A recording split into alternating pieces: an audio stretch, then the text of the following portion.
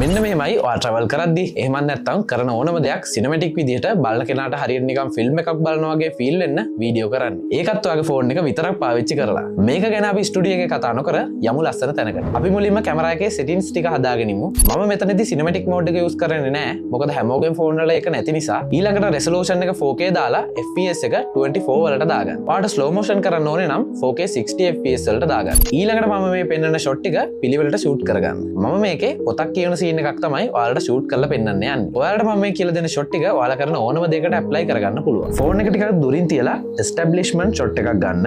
ඊළඟට මේ වගේ middle shot එකක් ගන්න. දැන් ෆෝන් එකේ 2x lens එකට switch වෙලා close up shot එකක් ගන්න. හතරවෙනියට high angle shot එකක් ගන්න. පස්වෙනියට super close up shot එකක්. හයවෙනියට wide shot එකක්. හත්වෙනියට ආයෙමත් close up shot එකක්. අටවෙනියට POV shot එකක්.